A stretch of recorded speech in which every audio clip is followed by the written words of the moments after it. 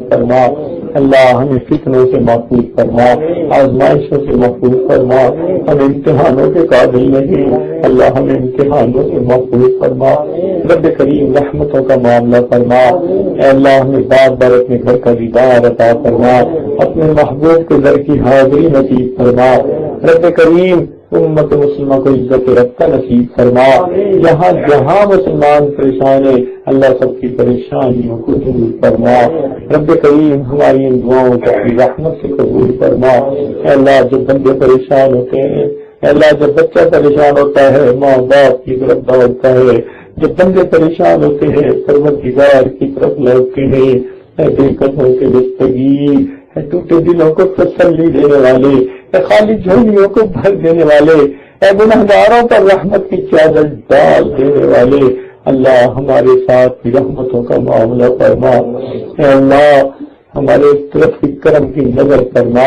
اے اللہ تیری ایک نگاہ کی بات ہے، میری زندگی کا سوال ہے، ایک رحمت کی نظر ڈال دیجئے، ہمارے گناہوں کو دھو دیجئے اور ہمیں بھی اپنے عالیہ میں شامل فرما لیجئے، اے اللہ ہمارے والدین عزیز اقارب مشائخ کی دنیا سے پہنچ چکے ان کی مغفرت فرما، جن کی آپ نے مغفرت کر دی کو ان کے اعلیٰ درجات عطا فرما، اے اللہ جن لوگوں نے ہمیں دعاؤں کے لیے پیغامات دیے، یہ جن کے ہمارے اوپر حقوق آتے ہیں، یہ جو ہم سے توقعات رکھتے ہیں، ان سب کو نیک دعاؤں میں شامل فرما اور قیامت کے دن ان کے حقوق سے بے سبق دوش فرما، اے اللہ یہاں جتنے بھی احباب موجود ہیں، یہ دور مستورات تک آواز جا رہی ہے، اللہ سب کی دلی نیک تمناؤں کو پورا فرما،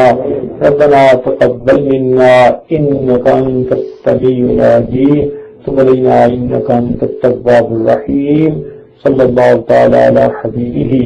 سیدنا محمد وآلہ واصحابہ اجمعین برحمتک یا ارحم الراحمین۔